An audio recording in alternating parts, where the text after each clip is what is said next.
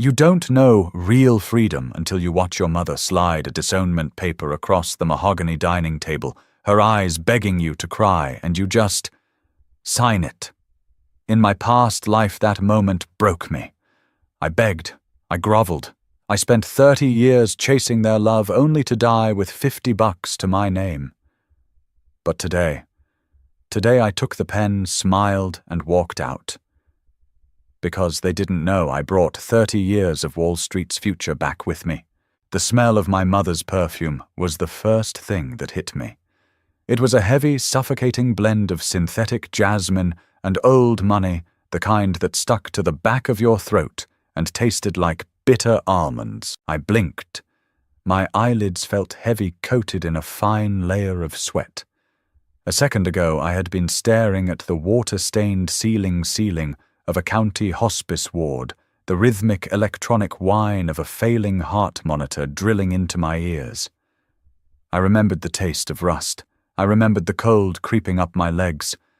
But now my lungs expanded. They pulled in air that wasn't filtered through a plastic tube. I was sitting in a chair. The leather was stiff cold against the back of my thighs. "Are you even listening to me, Colin?" The voice snapped my head up. It was my father, Roland. He looked exactly as he had 20 years ago, not the frail, hollowed-out old man who refused to attend my funeral in that other life, but a sharp, imposing figure in a tailored navy suit. His jaw was clenched. A vein pulsed faintly near his temple. Across the table sat my mother, Diane. Her lips were pressed into a thin, bloodless line. Beside her, sprawling in his chair with the casual arrogance of someone who had never faced a consequence in his life, was Brendan, my older brother, the golden boy.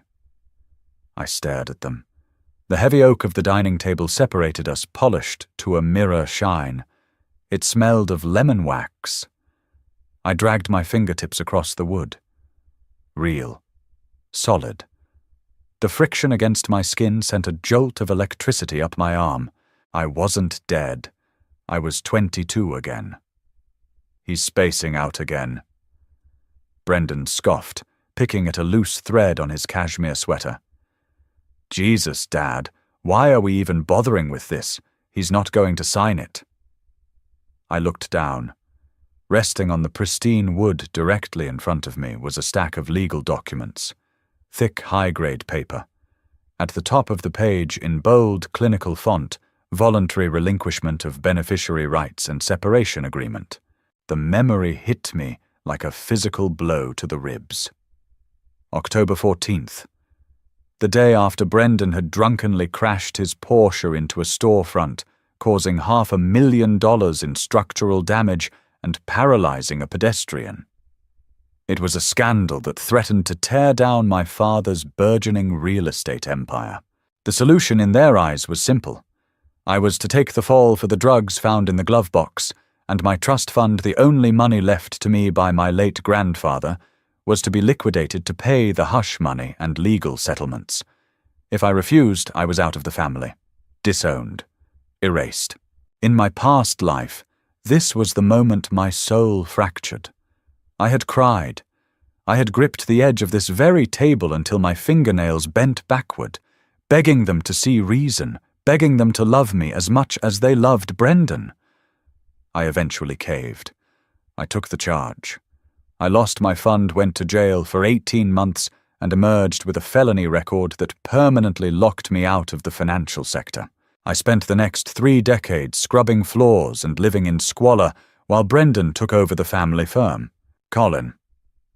My father's voice dropped an octave, adopting that dangerous, quiet tone he used before breaking someone. I am losing my patience.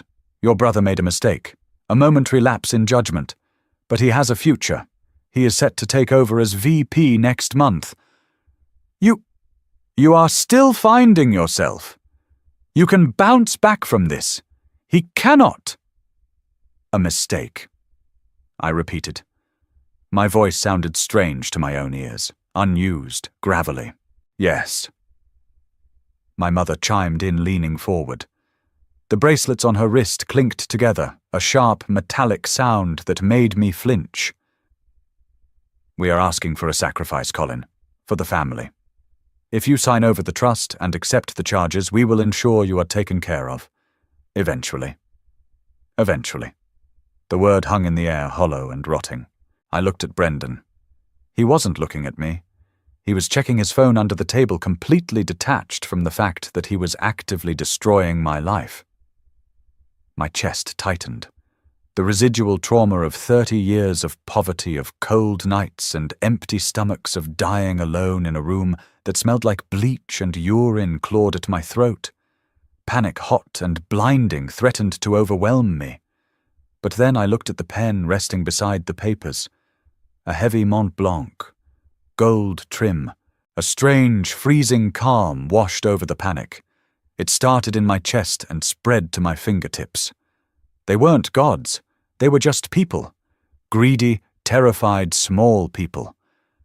And if I refused to take the criminal charge, I asked, keeping my voice entirely flat. My father's eyes narrowed. Then you sign the second packet. You relinquish the trust to us voluntarily. You pack your bags and you leave. You will not see a dime of my money. You will not use the family name to secure employment. You will be nothing to us. He expected me to break. He was leaning forward, anticipating the tears, the apologies, the desperate need for his approval. I reached out. My hand didn't shake. I picked up the Mont Blanc. The metal barrel was cold. It felt heavy, substantial. "Okay," I said. My mother blinked. "Okay, you'll take the charge." No," I said, unscrewing the cap. "I'll take the disownment." The silence in the dining room was absolute. Even Brendan looked up from his phone, his mouth slightly open. I flipped to the last page of the second packet. The friction of the paper against my palm was grounding. I pressed the nib to the signature line. The scratch of the ink against the thick stock was the loudest sound in the room. I signed my name. Quick, legible, final. I tossed the pen. It clattered against the mahogany. "You're making a mistake," my father said, but his voice lacked its usual booming authority. It sounded thin, stunned. "I'm really not," I said. I stood up. The leather chair squeaked in protest. My legs felt a little weak, a phantom memory of muscle atrophy from my deathbed, but I forced myself to stand tall. "The trust is yours. Pay the settlement. Keep him out of jail." I looked at Brendan. "Try not to kill anyone else, Bren.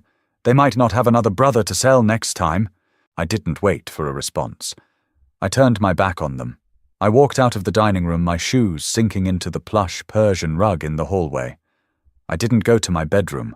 I didn't pack a bag. Everything in that room was bought with their money, and I wanted none of it. I opened the heavy oak front door and stepped out into the crisp October air. The heavy click of the latch engaging behind me sounded exactly like a cell door unlocking. The air smelled like wet asphalt and impending rain. I walked down the long, winding driveway of the estate, my hands shoved deep into the pockets of my jacket. It was a cheap denim jacket I'd bought at a thrift store years ago, an act of minor rebellion that my mother had despised. Now it was the only thing I truly owned. I stopped at the end of the driveway just beyond the wrought iron gates and dug into my pockets. I pulled out my findings, a half-empty pack of spearmint gum, a set of keys I no longer needed, and my wallet. I flipped it open. $42 in cash.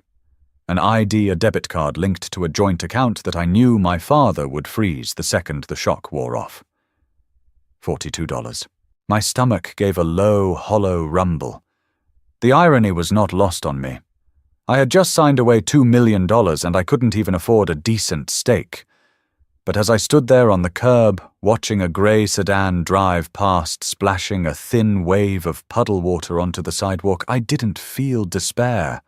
I felt a manic vibrating energy under my skin. I closed my eyes. The memories of my past life were fragmented, muddled with the trauma of my death, but certain things were burned into my brain. Dates, tickers, The agonizing slow-motion train wrecks of the financial markets that I had watched play out on the small, static-filled TV in the break room of the janitorial company I used to work for. I had obsessed over them. I had spent decades looking at charts, tracing the lines of wealth I could never touch, torturing myself with the what-ifs. If I had $1,000 in 2009, if I had bought those puts in 2011, if I had known about the pharmaceutical crash of October... My eyes snapped open. The chill of the autumn wind bit into my cheeks. October 15th. It was a Tuesday. Tomorrow was Wednesday. In exactly 18 hours, a mid-cap biotechnology company called Apex Therapeutics was scheduled to release the Phase 3 trial results for their new Alzheimer's drug. Wall Street loved them. The stock had been pumped for months, inflated by whispering analysts and overly optimistic press releases. But I knew the truth. I remembered the breaking news banner on that crappy break room TV. The trial wasn't just a failure, it was a catastrophic fraud. The data had been manipulated. The FDA wasn't just rejecting the drug, the SEC was launching an investigation. The stock currently trading around $85 a share would crater to $12 before the closing bell. I needed capital. Now, I started walking. 2 miles down the road, the pristine, manicured lawns of my parents' neighborhood faded into a sprawl of strip malls and gas stations. My boots scraped against the concrete. I felt the blister forming on my left heel, the dull ache in my calves. It felt incredibly, wonderfully physical. I found a pawn shop tucked between a liquor store and a vacant lot. The neon sign buzzed the P, flickering violently. Inside it smelled like dust old pennies and desperation. A man behind a thick sheet of plexiglass looked up from a magazine. I took off my watch. It was a graduation gift from my grandfather. The only piece of jewelry I wore, a vintage Omega Seamaster, heavy stainless steel. I slid it under the gap in the plexiglass. The metal scraped against the counter. "How much?" I asked. The man picked it up, examined it under a jeweler's loupe, and sighed. The sound was thick with manufactured disappointment. "Crystal's scratched. Band is stretched. I can do 600. It was worth 3,000. At least, in my past life, I would have argued. I would have felt insulted. Now I just tapped the glass. 800, cash, right now, or I walk down to the jeweler on 4th Street. He looked at me. Really looked at me. He saw the expensive haircut, the cheap jacket, the dead look in my eyes. He didn't argue. He opened the register. 10 minutes later, I walked out with 8 crisp $100 bills folded in my pocket. The texture of the paper against my fingertips felt heavier than the watch ever had. I spent $60 on a room at a run-down motel a few blocks away. The carpet was a violent shade of mustard stained with things I refused to think about. The air conditioner rattled like a dying engine, blowing lukewarm, stale air into the cramped space. I sat on the edge of the bed. The mattress sagged sharply to the left. I pulled out my phone, an outdated smartphone, but it had an internet connection. My fingers moved with frantic precision. I opened a web browser navigating to a retail brokerage site. Setting up the account took 20 minutes. The friction of the cheap plastic screen against my thumb was maddening. Every second felt like sand slipping through an hourglass. I linked a secondary private checking account my parents didn't know about the one I used to deposit birthday checks from distant relatives. I walked to a nearby ATM, deposited the remaining $740, and initiated an instant transfer to the brokerage. The fee ate a chunk of it, but I didn't care. By 11 p.m., my account showed an available balance of $710. I lay back on the lumpy pillows. The flickering neon light from outside cast rhythmic red slashes across the ceiling. Tick, tick, tick. I couldn't sleep. The silence of the room was deafening, broken only by the hum of the mini-fridge and the occasional siren in the distance. I stared at the ceiling, feeling the phantom pains in my chest from a death that hadn't happened yet. What if I was wrong? What if the timeline had shifted just because I existed? What if I blew my only lifeline on a hallucination? I dug my nails into my palms until the skin broke. The sharp sting of pain grounded me. No, the memories were too clear. The texture of the documents, the smell of the hospice, the exact wording of the news ticker. I wasn't crazy, I was early. I pulled the scratchy polyester blanket up to my chin and waited for the dawn. Morning came with the harsh, flat light of an overcast sky pushing through the gap in the motel curtains. I was already awake. I hadn't slept for more than 20 minutes at a time, jolting upright every time the ice machine outside my door clattered. I sat cross-legged on the floor, my back against the wall, the phone plugged into an outlet that looked like a fire hazard. It was 8:45 a.m. I had spent the last hour reviewing the options chain for Apex Therapeutics APX. The stock was pre-market trading at $86.50. The implied volatility was high, the market knew the trial results were coming, but it was skewed toward the upside. Everyone expected a miracle cure. I looked at the put options expiring that Friday. The $50 strike puts were trading for 15 cents a contract. $15 to control 100 shares. They were so far out of the money that they were basically considered lottery tickets. Wall Street thought there was a 0% chance the stock would drop below $50 in 3 days. I waited. My mouth was dry tasting of stale morning breath and copper. My heart beat against my ribs in a slow, heavy rhythm that made my chest ache. 9:29 a.m. The brokerage app showed a countdown. The numbers blurred slightly. I rubbed my eyes, feeling the grit of exhaustion. 9:30 a.m. The market opened. The screen flashed. Prices danced, twitching violently. A PX opened at $87. My thumbs hovered over the screen. I didn't hesitate. I didn't let myself think about the fact that this was all I had in the world. I selected the $50 strike puts. I bought 47 contracts at 15 cents. Total cost $705. Available balance $5. The order filled instantly. Some market maker out there was more than happy to take my $700 for what they assumed was worthless paper. I set the phone down on the particle board nightstand. I couldn't look at it. The nausea hit me in a sudden wave. I rushed to the tiny mold-speckled bathroom and dry-heaved over the toilet. Nothing came up but acidic saliva. I slumped against the cold tile wall, resting my cheek against it, breathing heavily. Now the waiting. The press release was scheduled for 10 a.m.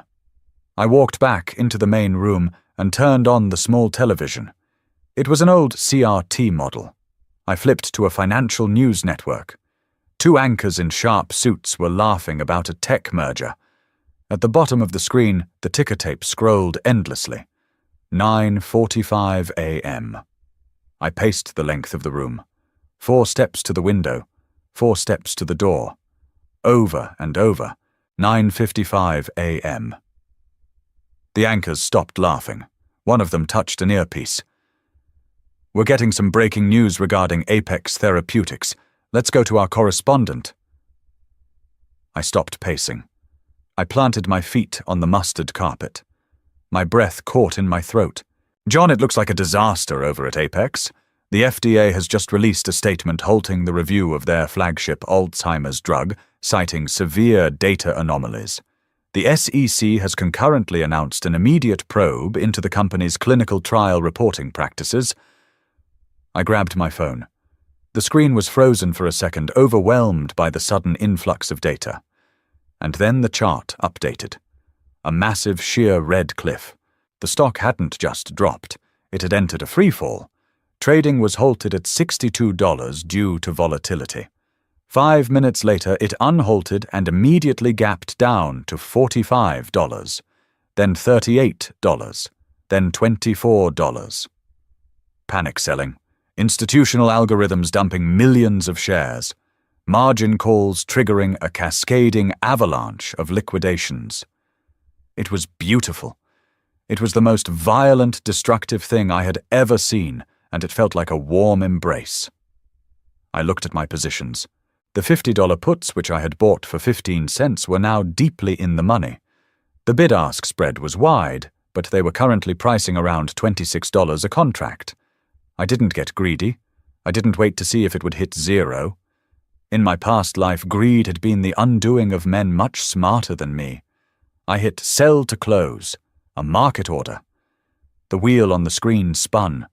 For 3 agonizing seconds it just spun. Then a green notification banner dropped down from the top of the screen. Order filled. 47 contracts, a PX $50, put at $25.50. I stared at the screen. The brightness hurt my eyes. I blinked hard, trying to clear the static from my vision. Account balance $119,855. I didn't cheer. I didn't jump up and down. I just slowly sank to the floor, my back sliding against the side of the bed until I was sitting on the carpet. I let out a long, shuddering breath. It sounded like a sob, but there were no tears. Just a profound, crushing exhaustion lifting off my shoulders ounce by ounce. I had done it. I had survived the first night. I had beaten them. My phone vibrated in my hand. I looked down. A text message.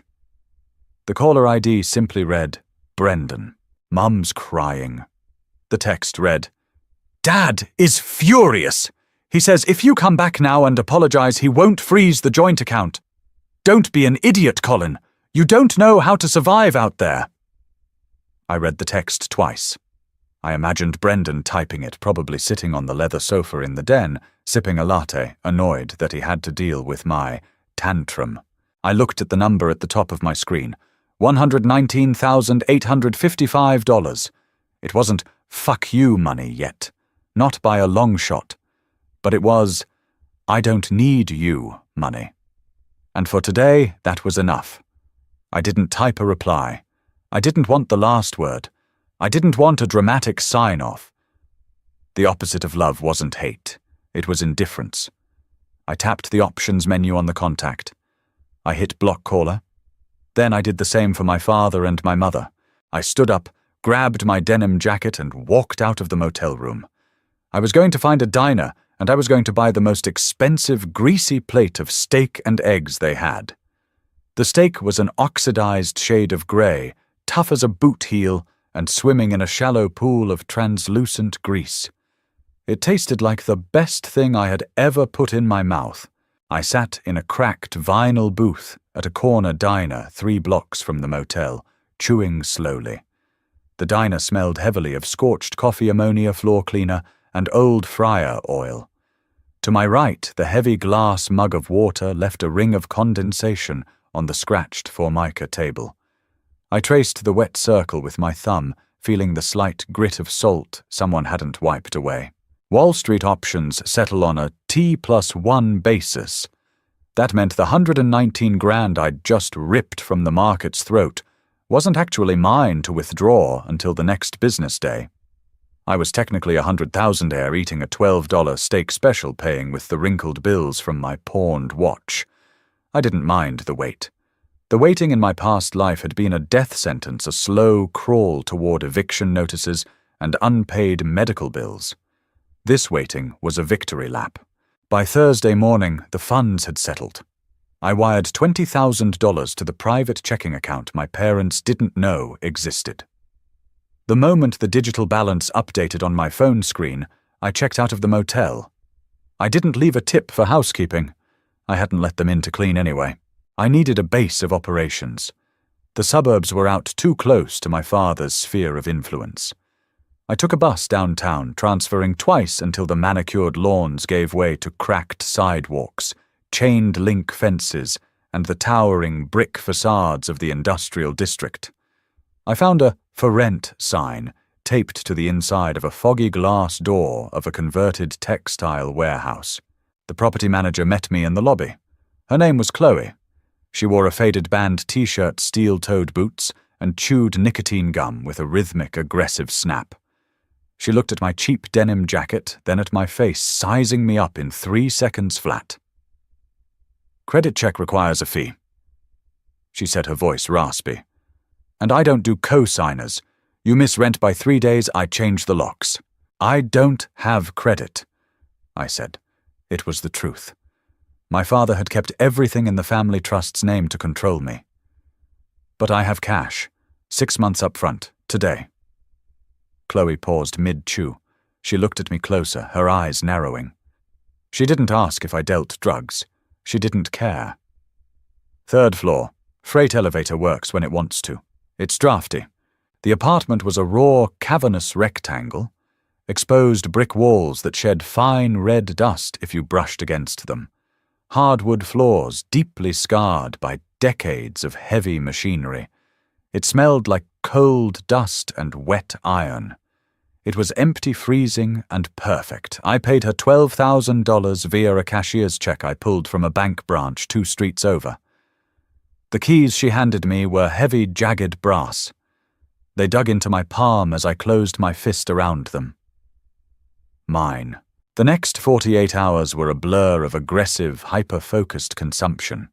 I didn't buy furniture. A mattress went on the floor in the corner, still wrapped in its thick plastic shipping sleeve. Instead, I bought the grid. I spent $8,000 at a commercial electronics supplier. 4 high-definition, ultra-wide monitors, a custom-built processing tower that hummed like a jet engine, an ergonomic mesh chair, the only luxury I allowed my recovering, phantom-aching spine, high-speed commercial-grade fiber internet installed by a technician I tipped $200 to wire up on a Saturday morning. By Sunday night, the corner of the drafty warehouse glowed with harsh, sterile blue light. I sat in the chair, the mesh supporting my back perfectly. The smell of hot plastic and ozone wafted from the tower's exhaust fans. I unboxed a mechanical keyboard. The keys were heavy tactile. I pressed the spacebar. Clack! It was a sharp, definitive sound. The sound of a weapon being loaded. I logged into my brokerage account and dragged the application across all 4 screens. Tickers, options chains, moving averages, volume profiles. The data poured down the monitors in a cascading waterfall of red and green numbers. In my past life, I had watched this data on a delayed 15-minute lag on a cracked smartphone screen while hiding in a janitor's closet. I had memorized the patterns, the specific dates when the market acted irrationally, the exact moments when institutional greed blinded them to catastrophic failure. I cracked my knuckles. The joints popped loudly in the empty room. I had $99,000 left in the brokerage. It was time to go hunting. November crept into the city like a slow-moving bruise. The sky outside my massive, uncurtained windows stayed a permanent bruised purple-grey, and the draft in the warehouse turned biting. I bought a cheap space heater that rattled constantly, smelling faintly of burning hair when I ran it too long. I barely noticed the cold. I was practically living in the mesh chair. My account balance sat at $412,040. I hadn't hit another home run like Apex Therapeutics. That wasn't how this worked. Memory was a fickle thing. I couldn't remember every daily fluctuation of every stock. But I remembered the macro events. I remembered the earnings misses that wiped out billions in market cap. I had spent the last 3 weeks scalping, sniping 3,000 here, shorting a bloated tech stock for 8,000 there. Small, precise cuts. I was building my bankroll, compounding the capital with a cold, mechanical detachment, but the physical toll was real. My eyes were chronically bloodshot, burning constantly from the blue light. My diet consisted almost entirely of lukewarm delivery pizza and black coffee that tasted like battery acid by the 3rd cup. Sometimes my hands would shake, not from nerves, but from the raw, unspent adrenaline pooling in my veins. It was a Tuesday afternoon. The market was slow, drifting sideways on low volume. I leaned back, rubbing the heels of my hands into my eye sockets, until bursts of static color exploded behind my eyelids. I reached for my phone to check the local news, a habit I'd formed to keep tabs on my father without looking him up directly. There it was, a headline on the local business journal's homepage. Crestview Holdings secures bid for waterfront redevelopment zone. Beneath the headline was a photo of my father, Roland. He was shaking hands with the mayor, flashing that tight, predatory smile he reserved for cameras and closing tables. Standing just behind his right shoulder, looking smug in a tailored suit that cost more than my entire computer setup, was Brendan. A hard, tight knot formed in my stomach. The phantom smell of my mother's jasmine perfume briefly invaded my sinuses. They were winning. In their minds, they had excised the tumor me and moved on without missing a single step. My jaw locked, the muscles in my neck strained. I tossed the phone onto the desk. It clattered against the keyboard. I didn't want to just be rich. Rich was passive. Rich was comfortable. I wanted to be a localized, natural disaster. But to hurt Crestview Holdings, I needed leverage. My father was a whale in the real estate sector. To play at his table to manipulate the municipal bonds and shell companies he relied on, $400,000 was a joke. I needed 8 figures. Minimum. I turned back to the monitors. The glare highlighted the dark circles under my eyes in the reflection of the glass. I pulled up the chart for a company called Helios Energy. Helios was a darling of the renewable energy sector. They manufactured high-efficiency solar panels. For the past 6 months, their stock had been on a vertical tear, currently sitting at $145 a share. Tomorrow after the bell, they were scheduled to report their Q3 earnings. Analysts were predicting record profits, citing massive government subsidies and international contracts. I remembered Helios. I remembered the winter I couldn't afford heating oil, huddled under 3 blankets, reading a discarded newspaper I'd pulled from a recycling bin. The Q3 earnings report wasn't a record profit. It was a massive, humiliating miss. Their flagship manufacturing plant in Taiwan had suffered a catastrophic, undisclosed supply chain failure. They had been hiding it for months. The CEO was going to resign in disgrace during the earnings call. The stock would lose 60% of its value in after-hours trading. It was the perfect target. But shorting shares required massive margin, and my broker wouldn't extend that kind of leverage to a 3-week-old account. Puts were the only way. I opened the options chain. The premiums were aggressively expensive. The market makers knew earnings were a volatile event, and they were charging a premium for the privilege of gambling on it. The $100 strike puts expiring this Friday were trading at $2.10. That meant $210 per contract. I stared at the blinking cursor. If I was wrong, if the timeline had changed, if my memory was flawed, if Helios somehow managed to cover up the supply chain issue for 1 more quarter, those contracts would go to zero the moment the market opened on Thursday. I would lose everything I had bled for over the last month. I would be back to the $42 and the blistered heels. My finger hovered over the mouse. I looked back at the phone at the thumbnail image of Brendan's smug, unbothered face. He had slept in a warm bed last night. He had driven his new trust fund-bought replacement car. He hadn't spent a single second wondering if his younger brother was starving on the street. The hesitation vanished, replaced by a cold, searing clarity. I didn't buy 100 contracts. I didn't hedge my bets. I typed in the quantity. 1,950 contracts. Total cost $409,500. I hit buy to open. The order filled.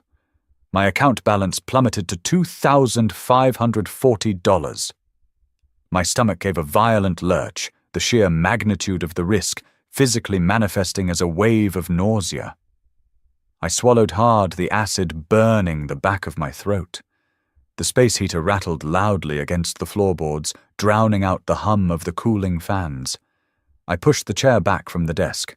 I couldn't look at the screens anymore. The die was cast. I walked over to the mattress on the floor, didn't bother taking off my jeans or my boots, and collapsed onto the cheap sheets. I pulled a thin, scratchy comforter over my shoulders. Outside, the rain started to fall, drumming a chaotic rhythm against the dirty glass of the warehouse windows. Tomorrow, at 4 p.m., I would either be a millionaire or I would be a ghost again. Wednesday dragged itself across the concrete floor of the warehouse, bleeding minutes like a stuck pig. By 3:45 p.m., my right hand was cramping. My palm was slick with a cold, clammy sweat that made the plastic mouse slip under my grip. I wiped it on my jeans, leaving a dark, damp streak on the denim. The market was closing in 15 minutes. Helios Energy HLOS was trading at $146.20. It had ticked up another $1.50 since the morning, driven by a flurry of last-minute retail buyers hoping to catch the post-earnings rocket. My account balance showed a sickening red number. The $100 puts were bleeding implied volatility. My initial $409,500 investment was currently valued at $285,000. I was down over $100,000 on paper, and the real event hadn't even started. Clang. The space heater kicked off, the sudden silence in the warehouse ringing in my ears. 4 p.m. The closing bell. The frantic twitching of the charts smoothed out into a flat, horizontal line. Regular trading was over. Now the aftermarket began the Wild West, where liquidity dried up and prices moved in violent, jagged leaps. I pulled up the investor relations page for Helios on my leftmost monitor. I clicked the webcast link for the Q3 earnings call. A tinny, compressed stream of royalty-free jazz filled the room. It was an upbeat saxophone number meant to keep investors calm and happy. To me, it sounded like a funeral dirge. I turned the volume up until the speakers crackled. The minutes ticked by. 4:05 p.m., 4:10 p.m. The earnings press release usually dropped exactly at 4:15, right as the call started. I leaned forward, my chest pressed hard against the edge of the desk. The edge bit into my ribs. I breathed in the smell of hot dust and electronics. The jazz music cut out abruptly, a sharp click of a microphone engaging. "Good afternoon and welcome to the Helios Energy third quarter earnings conference call," a woman's voice said. Smooth, rehearsed, corporate. "I will now turn the call over to our CEO, Martin Kessler." There was a rustle of papers, a throat clearing. "Thank you, Sarah. Good afternoon, everyone." Kessler's voice was deep, usually brimming with the arrogant baritone of a man who commanded a $20 billion market cap. But today his voice was thin. It sounded like it was being squeezed through a very tight tube. At that exact second, the automated news aggregator on my third screen flashed a massive red banner. The algorithmic trading bots had scraped the press release the millisecond it hit the wire. Helios Energy misses. Q3 revenue estimates by 42%. Reports catastrophic yield failures at Taiwan facility. Withdraws full-year guidance. I didn't cheer. I didn't breathe. I just watched the chart. The line that had been resting comfortably at $146.20 vanished. It simply ceased to exist at that price level. There was a 3-second delay as the after-hours order book completely emptied of buyers. And then the new bids populated. $95. A single red candle dropped $50 in a fraction of a second. The stock had lost a third of its value before Kessler could finish his opening sentence.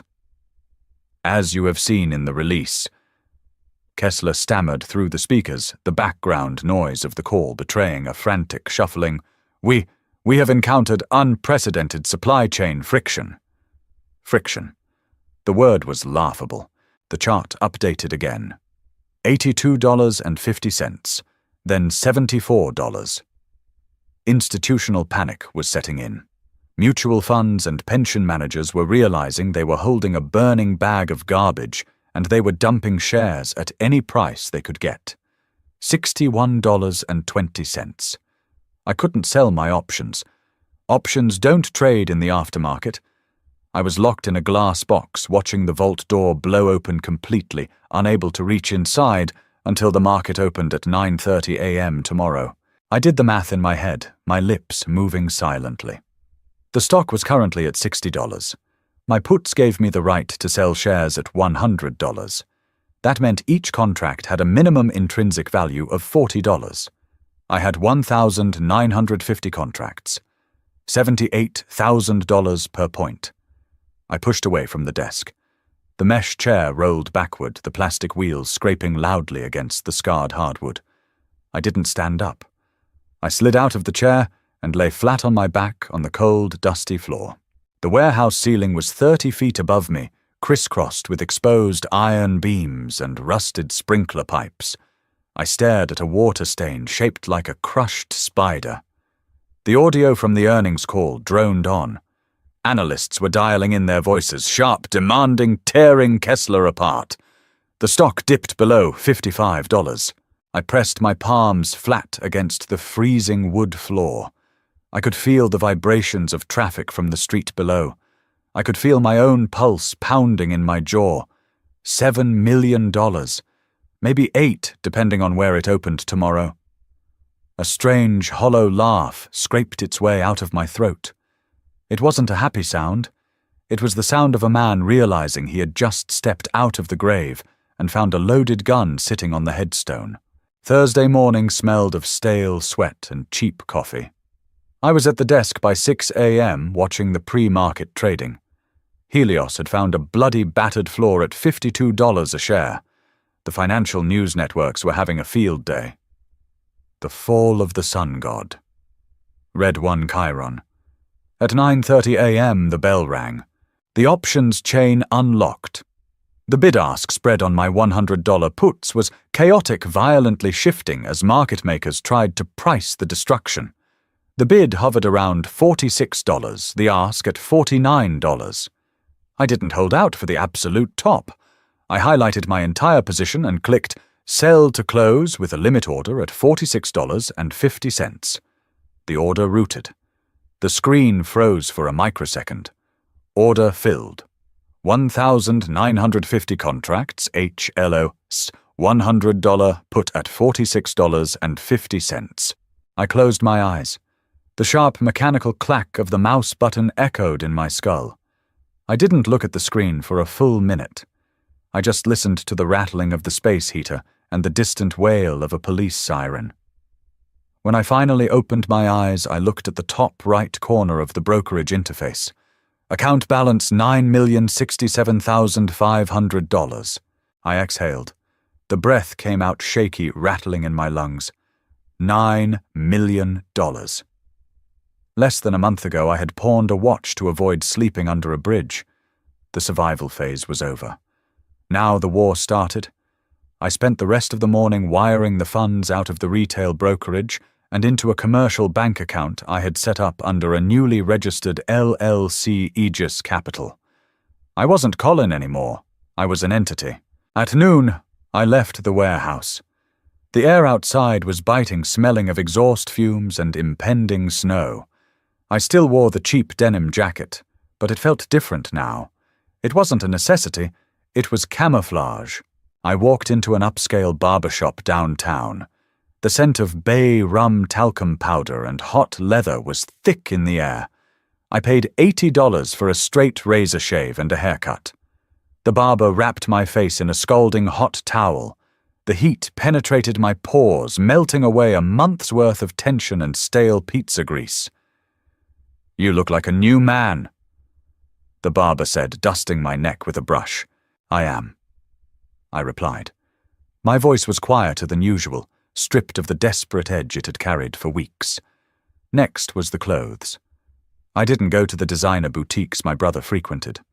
I went to a high-end, discreet tailor. I bought 3 suits off the rack, charcoal navy black. Wool and silk blends.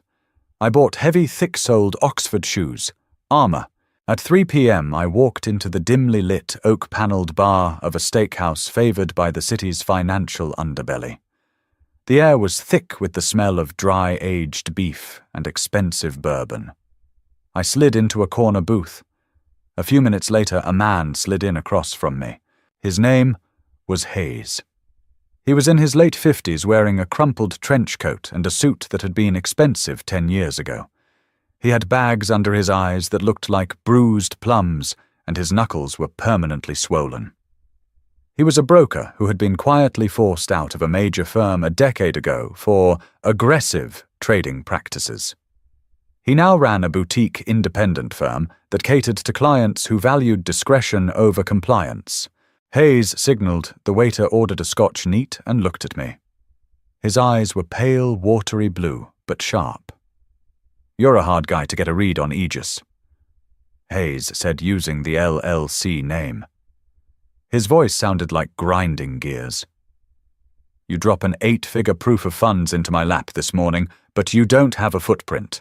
No LinkedIn, no corporate history, just a wire transfer from a retail broker." "The footprint doesn't matter, Hayes," I said. "The capital matters." The waiter dropped off his scotch. Hayes didn't touch it immediately. He rested his heavy forearms on the table. "Fair enough. What's the play? You want me to front-run municipal bids, hide assets in Delaware? I'm not cheap. I want to break a company." I said, my voice entirely flat. "Crestview Holdings?" Hayes paused. His eyes widened slightly, the first sign of genuine surprise. He picked up his glass and took a slow sip. "Crestview," he muttered, the liquor burning his throat. "Roland's outfit? They're big. They're heavily leveraged, sure, but they have the mayor in their pocket. They just secured the waterfront redevelopment zone. Why them? Because they're built on sand," I said. I leaned forward, resting my elbows on the polished wood table. The smell of the scotch drifted across the space between us. "Crestview funds their expansion through a very specific series of municipal bonds, high-yield tax-exempt, but to keep their credit rating, they need to maintain a strict debt-to-equity ratio." I tapped the table with my index finger. "Next month, Crestview is going to issue a massive $50 million bond to break ground on the waterfront project. They need institutional buyers to eat that debt. If they don't get it, they default on the city's development timeline. The penalty clauses kick in. The stock craters." Hayes was staring at me, the cogs turning behind his watery eyes. "You want me to short their stock?" "No," I said softly. "I want you to use Aegis Capital to start buying up the secondary market debt of their primary subcontractors, the concrete suppliers, the steel fabricators, the logistics firms."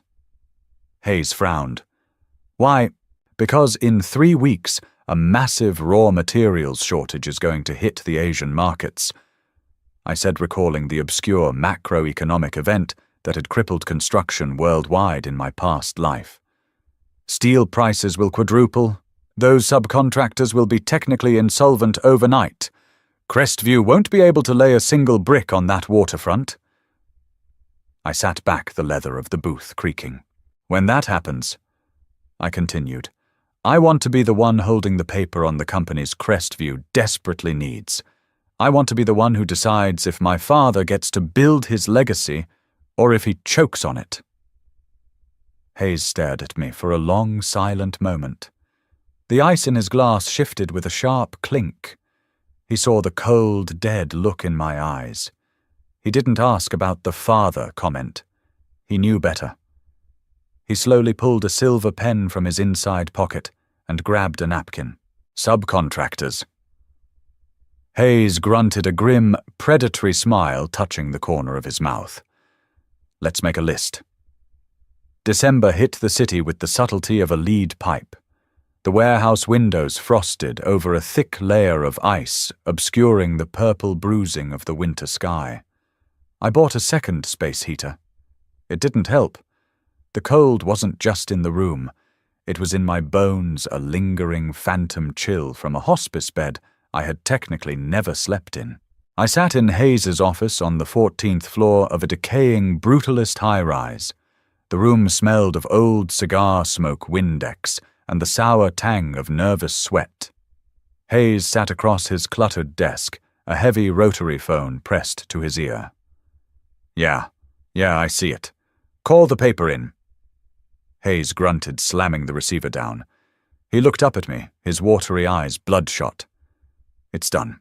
I looked at the television mounted in the corner of his office. The news anchor's mouth moved silently, but the red banner at the bottom of the screen screamed the headline I had been waiting for.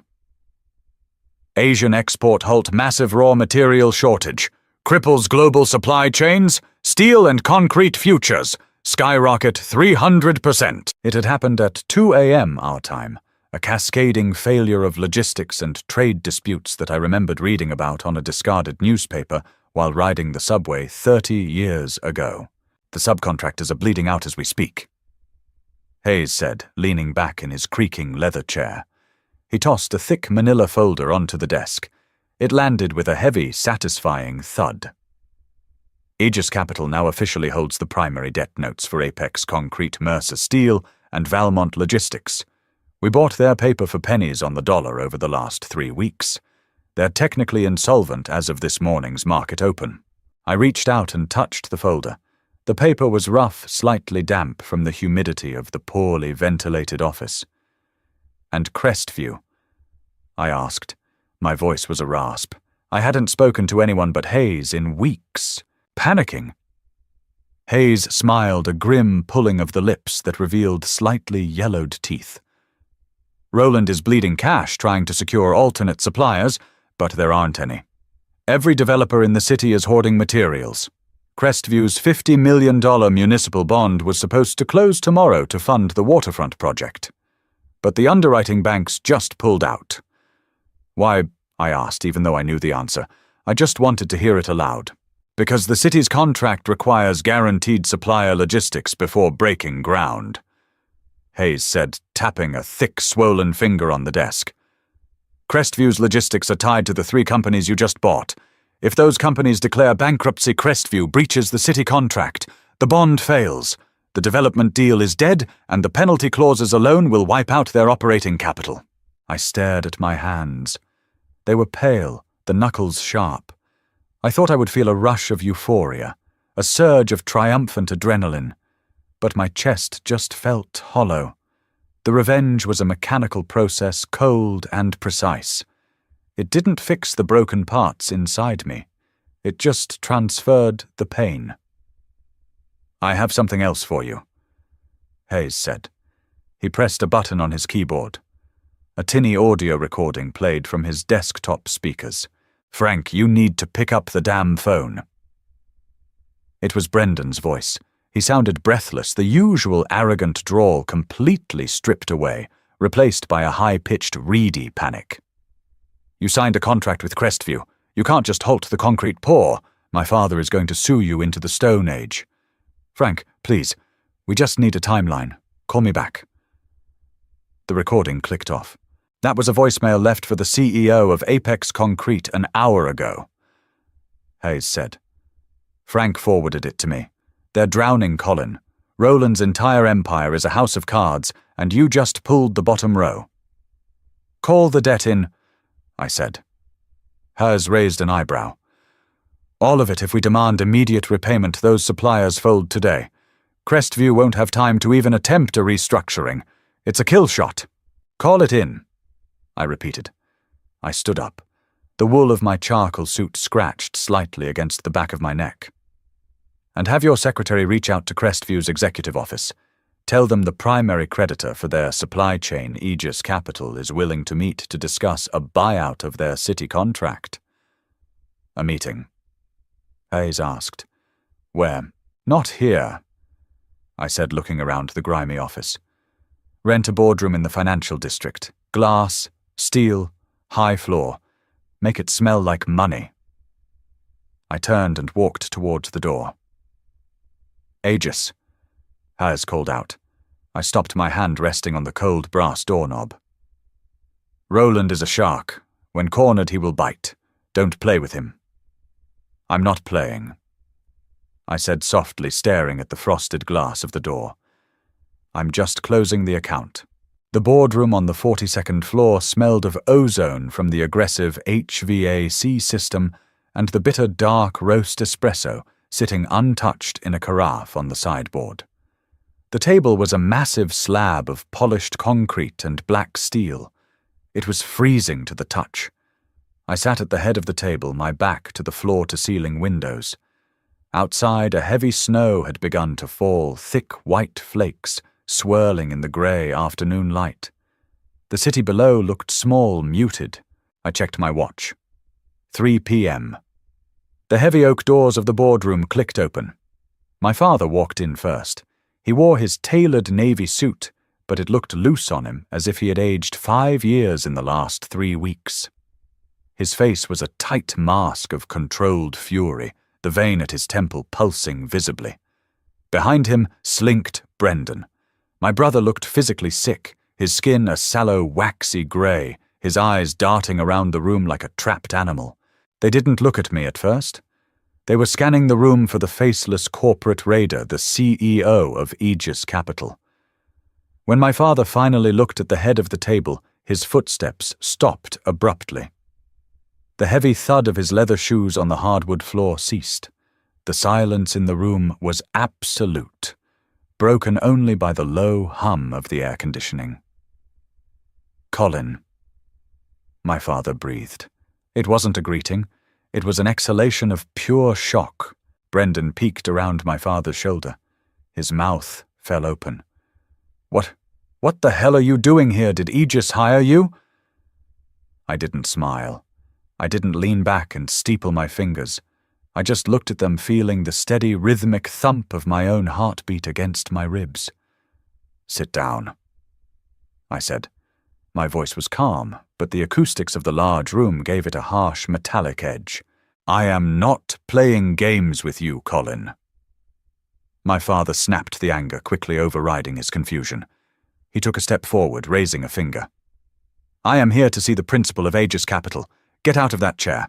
I don't know how you got in here, but if this is some sort of stunt..." "I bought Apex Concrete's debt for $3 million.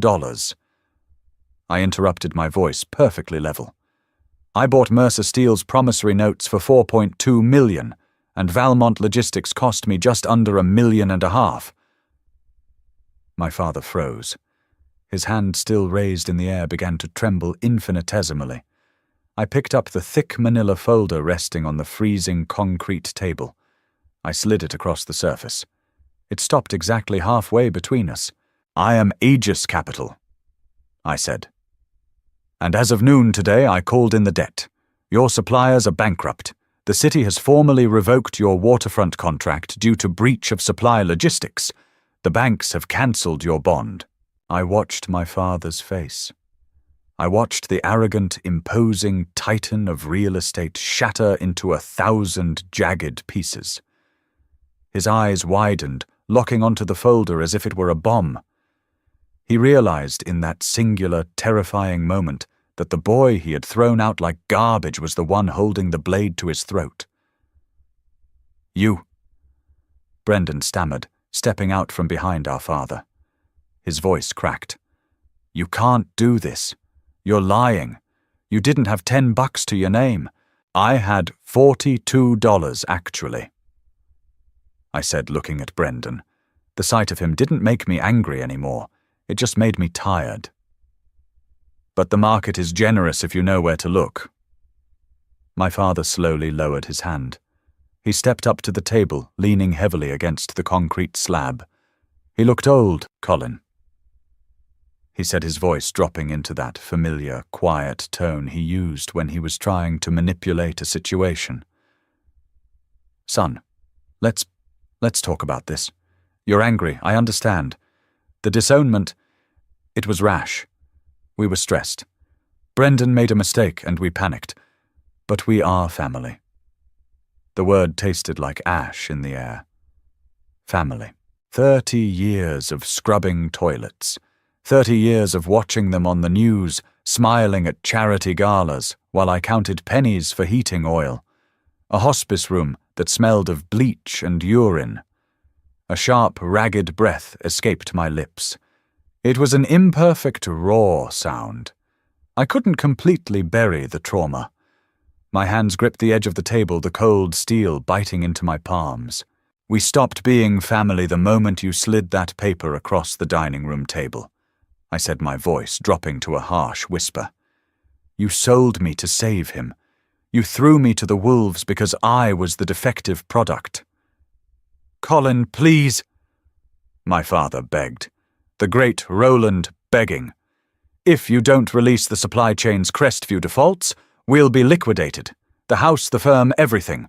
We will lose everything. I know, I said. I stood up. My chair scraped loudly against the floor. Wait. Brendan practically shrieked, lunging towards the table. You can't just leave. We'll give you shares. We'll make you a partner. Dad, tell him. There is no firm left to be a partner of Bren, I said, buttoning my jacket. The SEC is already looking into the fraudulent valuations you used to try and secure the city bond. By Friday, Crestview will be delisted. By Monday, you'll be answering subpoenas. I walked around the massive table. My father reached out his hand, trembling, trying to grab my sleeve. I didn't flinch. I just stopped and looked down at his hand until he slowly pulled it back, a look of profound, hollow defeat settling into his eyes. You wanted me to be nothing, I said, looking between the two of them. So I'm giving you nothing. I walked to the heavy oak doors. I didn't look back. I didn't wait to hear Brendan start sobbing or my father collapse into one of the chairs. The sound of their ruin was trapped in that room, and I was leaving it behind. I pushed through the doors, walked to the elevator, and rode it down to the lobby in silence. When I pushed through the revolving glass doors of the building, the winter air hit me like a physical blow. The snow was falling heavier now, blanketing the dirty city sidewalks in a pristine, quiet layer of white. I stood on the curb, the cold wind biting at my cheeks. I shoved my hands deep into the pockets of my wool coat. I didn't feel like a hero. I didn't feel whole. The scars of 2 lifetimes were still there, itching under my skin. But as I watched a cab splash through the grey slush of the street, I took a deep, freezing breath. For the first time in 30 years, the air belonged to me. If you felt the chill of that boardroom and the raw satisfaction of Colin taking back his life, hit that like button, share this video with anyone who loves a story about outsmarting the system and surviving against the odds. Don't forget to subscribe and ring the notification bell so you never miss another dark, twisting tale of rebirth and revenge. Drop a comment below. Would you have taken the same revenge or walked away entirely? Let me know.